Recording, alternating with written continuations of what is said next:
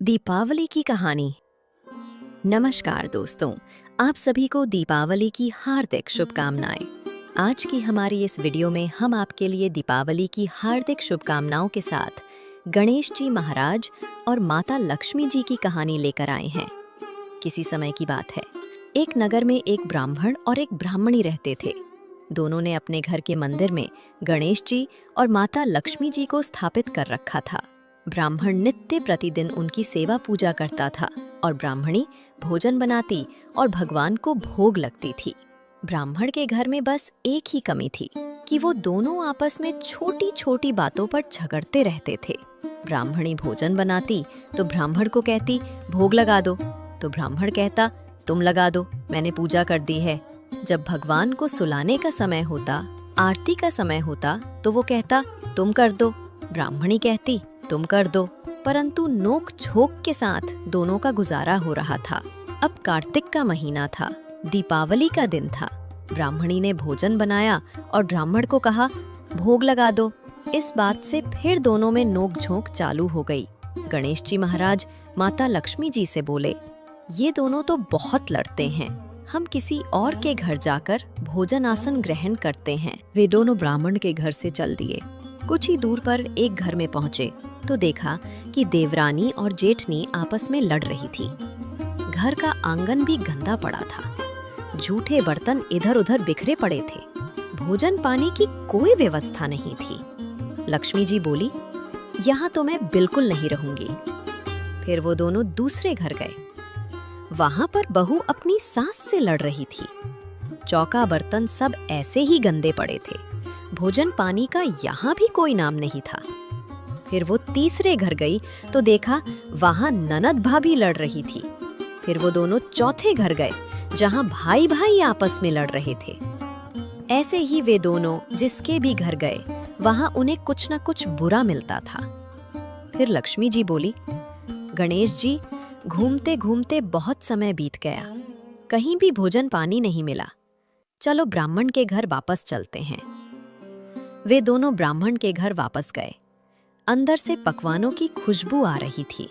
द्वार खटखटाया तो अंदर से ब्राह्मणी बोली, मैं नहीं खोलूंगी द्वार, पहले तो तुम चले गए, अब वापस क्यों आए हो? वो बोले, ब्राह्मणी, अब हम नहीं जाएंगे। ब्राह्मणी बहुत होशियार थी। वो बोली, मैं नहीं मानती कि अब दोबारा आप नहीं जाओगे, पहले मुझे वचन दो तभी मैं द्वार खोलूंगी। लक्ष्मी जी बोली, मांग ब्राह्मणी, क्या मांगती है? तब वो ब्राह्मणी बोली, अन्न दो, धन दो, दूध कड़वन दो, पूत पालन दो, सोने का अखाड़ दो, बहू दो, हाथी घोड़े दो, लाभ लश्कर दो, 12 बरस की मेरी काया हो जाए, 12 बरस की मेरे ब्राह्मण की काया हो जाए, ऐसा वचन दो। लक्ष्मी जी बोली, जा ब्राह्मणी, तुझे ये सब प्राप्त होगा। ब्राह्मणी ने द्वार खोला। गणेश जी, लक्ष्मी जी ने अंतर प्रवेश किया और ब्राह्मणी से बोले, ब्राह्मणी, तूने तो हमें ठग लिया, पर जा, तुझे ये सब प्राप्त होगा। लेकिन एक बात याद रखना कि आज के दिन यानी दीपावली की रात को अपने आंगन में चौक पुरकर एक चौमुखी दिया सारी रात जलाना। मैं तेरी 7 पीढ़ियों तक विराजमान रहूंगी। ऐसा कहकर गणेश जी और लक्ष्मी जी ब्राह्मण के घर में वापस विराजमान हो गए और उनकी कृपा से ब्राह्मण के घर सब सुख ही सुख हो गया। है गणेश जी महाराज, है माता लक्ष्मी, जैसी कृपा उस ब्राह्मण और उस ब्राह्मणी पर करी, वैसे ही इस कथा को सुनने वाले, कहने वाले और हुंकार भरने वाले सब पर कृपा करना। जय गणेश जी महाराज, जय माता लक्ष्मी। धनतेरस की पौराणिक कहानी।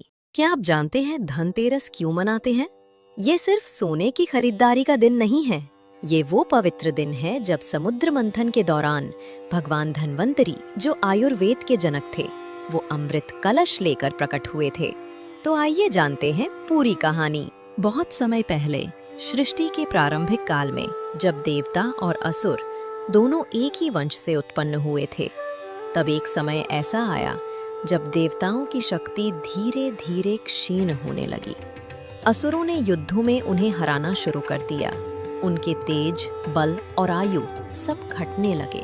देवताओं के राजा इंद्र, अग्नि, वरुण और अन्य देवता सभी चिंतित होकर भगवान विष्णु के पास गए। उन्होंने कहा, हे प्रभु, असुरों की शक्ति बढ़ती जा रही है और हमारी ताकत दिन प्रतिदिन घट रही है। अब हम स्वर्गलोक की रक्षा नहीं कर पा रहे। कृपा कर हमारी सहायता कीजिए। भगवान विष्णु ने शांत स्वर में उत्तर दिया, हे देवताओं, इस संकट से मुक्ति का उपाय है। यदि तुम असुरों के साथ मिलकर क्षीर सागर का मंथन करो तो उसमें से अमृत निकलेगा। जो भी उस अमृत का पान करेगा वो अमर हो जाएगा और तुम्हारी शक्ति वापस लौट आएगी। विष्णु भगवान की आज्ञा पाकर देवता असुरों के पास पहुंचे और उनसे कहा, आओ हम सब मिलकर समुद्र मंथन करें। जो भी धन, रत्न या अमृत निकलेगा उसे आपस में बांट लेंगे। असुर, जो सदैव धन और शक्ति के लोभी थे, तुरंत तैयार हो गए। फिर देवता और असुर मिलकर समुद्र मंथन की तैयारी करने लगे। उन्होंने मंथन दंड के लिए विशाल मंदराचल पर्वत को चुना और रस्सी के रूप में वासुकी नाग को लिया। देवता और असुर नाग को पकड़कर दोनों ओर से जोर लगाने लगे। मंथन आरंभ हुआ तो सागर की लहरें ऊंची उठने लगीं। चारों ओर गर्जना होने लगी और समुद्र से एक एक करके अद्भुत रत्न प्रकट होने लगे। सबसे पहले समुद्र से भयंकर विष हलाहल निकला, जिसकी तीव्रता से संपूर्ण लोक जलने लगे।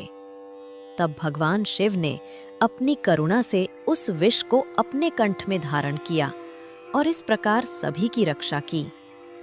फिर मंथन जारी रहा और उसमें से अनेक रत्न निकले। कामधेनु गाय, ऐरावत हाथी, उच्चैश्रवा घोड़ा, कौस्तुभ और रत्न निकले। जब माता लक्ष्मी स्वयं समुद्र से प्रकट हुईं, तो सभी देवता और असुर उनके तेज से अभिभूत हो गए। माता लक्ष्मी ने भगवान विष्णु को अपने पति रूप में स्वीकार किया और सृष्टि में सौभाग्य और समृद्धि का संचार हुआ। मंथन आगे बढ़ता गया। देवताओं और असुरों के बीच प्रतिस्पर्धा बढ़ती जा रही थी। तभी समुद्र की गहराइयों से एक दिव्य ज्योति प्रकट हुई।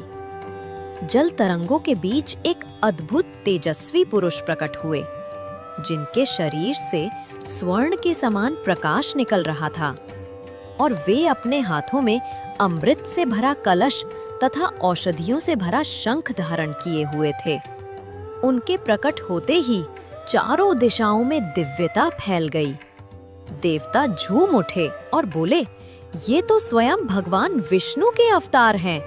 ये हैं भगवान धन्वंतरी। भगवान धन्वंतरी के मुख पर गहरी शांति और करुणा झलक रही थी। उन्होंने देवताओं को आयुर्वेद का ज्ञान दिया, जड़ी बूटियों का महत्व बताया और कहा कि मनुष्य का सबसे बड़ा धन उसका स्वास्थ्य है। यदि शरीर स्वस्थ है तो धन, यश और सुख सब संभव हैं। इस प्रकार उन्होंने जगत को आरोग्य का वरदान दिया।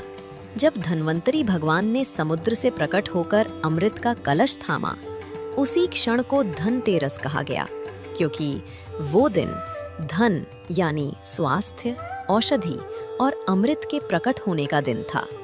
धन शब्द का अर्थ केवल पैसा या सोना नहीं है, बल्कि असली धन वो है जो जीवन को स्वस्थ और समृद्ध बनाता है। इसलिए इस दिन को धन त्रयोदशी भी कहा गया। इस दिन लोग भगवान धन्वंतरी की पूजा करते हैं, उनके नाम का दीप जलाते हैं और उनसे प्रार्थना करते हैं कि उनके घर में आरोग्य, समृद्धि और अमृत समान जीवन बना रहे। इसी परंपरा के चलते लोग इस दिन नई वस्तुएं, सोना, चांदी, बर्तन या धातु खरीदते हैं, क्योंकि ये सब धन और स्थिरता के प्रतीक हैं। कहा जाता है कि धनतेरस के दिन कुछ भी नया खरीदना शुभ फल देता है और घर में लक्ष्मी तथा स्वास्थ्य दोनों का वास होता है। धनतेरस के दिन लोग अपने घरों की सफाई करते हैं, दीपक जलाते हैं और भगवान धन्वंतरी, कुबेर तथा यमराज की पूजा करते हैं। दक्षिण दिशा में यमराज के नाम का एक दीप जलाकर रखा जाता है, ताकि अकाल मृत्यु दूर रहे और जीवन में दीर्घायु बनी रहे। वास्तव में धनतेरस का वास्तविक अर्थ है स्वास्थ्य ही सबसे बड़ा धन है। भगवान धन्वंतरी के प्रकट होने से हमें ये शिक्षा मिलती है कि यदि जीवन में सेहत है तो वही असली समृद्धि है। इसलिए ये दिन हमें याद दिलाता है कि धन के साथ साथ आरोग्य का भी ध्यान रखना ही सच्ची पूजा है।